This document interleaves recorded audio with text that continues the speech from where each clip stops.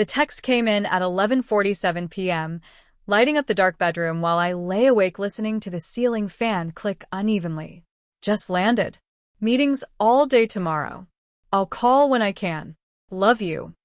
I stared at the message, my thumb hovering over the screen. Something about it felt rehearsed. Not wrong, just distant. Like it had been written for anyone, not me. I typed back love you too and set the phone down, telling myself I was tired. That marriage teaches you not to interrogate every feeling. Still, sleep didn't come. It hadn't, not lately. Over the past few months, the signs had been small enough to ignore. Late work dinners. Calls taken on the balcony. Her phone angled away from me on the couch. When I asked about her trip, she'd rattled off details too smoothly. Conference name, hotel brand, vague clients. I nodded, like a good husband does, while something in my chest quietly tightened. The next morning, I woke to an empty house and a strange calm.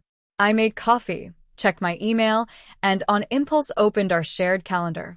Her trip was there, neatly blocked off. But something caught my eye, the hotel. I searched it. No conference. No corporate booking. Just a boutique place by the water. Romantic. Expensive. I closed my laptop and sat there for a long time, staring at nothing. I wanted to believe there was an explanation. That I'd misunderstood. That love deserved the benefit of the doubt. But doubt, once it starts breathing, doesn't stop. By noon, I'd booked a flight. I told myself it was a coincidence. A surprise.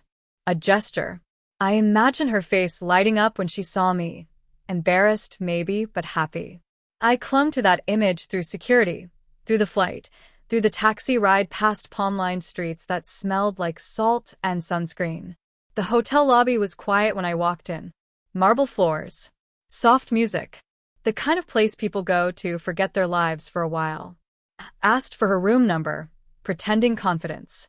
The receptionist hesitated, then smiled politely. She's already checked in with a guest. My ears rang.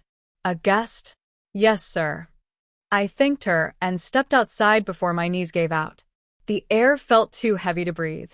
I stood there replaying every memory from the last year, every canceled date night, every distracted smile, every time she'd said, "You're imagining things." I didn't go to the room. Not yet. I walked along the beach instead, shoes in my hand, sand cold beneath my feet. I remembered when she and I came here years ago, laughing, broke, sunburned, sharing fries and promises. That memory stung now, like touching a bruise you didn't know you had. That evening, I sat in the hotel bar. I watched couples come and go. I ordered a drink I didn't finish.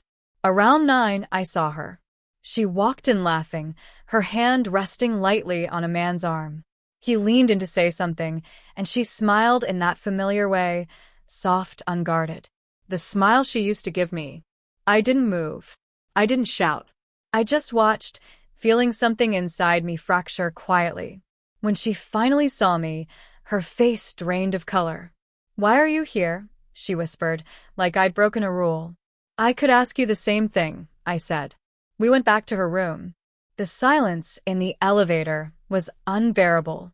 Inside, the truth came out slowly, painfully. She said she hadn't planned it. That she'd felt lonely, unseen. That it started as work, then conversations, then comfort. "I never meant to hurt you," she said, crying. I believed her. And somehow, that hurt more. "I didn't come here to beg," I said quietly. "I came because I needed to know if I was crazy." She shook her head. "You weren't." That night, I packed her things into neat piles. Not out of anger, but clarity. Love shouldn't require blindness. Trust shouldn't feel like work. I flew home alone the next morning, watching the coastline disappear beneath the clouds. I thought about how love can coexist with betrayal, and how that doesn't mean you have to accept both. The house felt empty when I returned. Too quiet. But it was honest quiet. No secrets humming beneath the surface. Weeks later, we signed papers in silence. No screaming. No villains. Just two people acknowledging that something sacred had been broken. I still miss her sometimes. Still catch myself reaching for my phone. But I've learned this. When someone lies about where they are, they've already left in ways you can't see. Taking that trip didn't save my marriage, but it saved me from living in a lie. And sometimes, that's the beginning of everything.